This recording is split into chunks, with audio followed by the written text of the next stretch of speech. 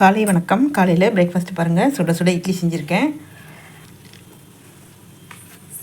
இன்றைக்கி தொட்டுக்கிறதுக்கு இது இடிக்குது மதுரை தண்ணி சட்னி.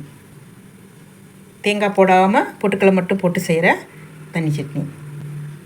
இது நல்லா இட்லி மேலே ஊற்றி சாப்பிட்லாம், சூப்பராக இருக்கும். இது தர்பூசணி ஜூஸ், முக்வாஸ் போட்டு செஞ்ச தர்பூசணி ஜூஸ். கலர் பாருங்கள் எவ்வளோ அழகாக இருக்குன்னு.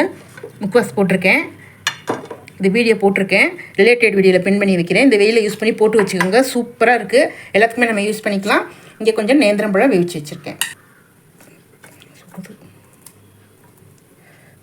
அருமையாக இருக்குது.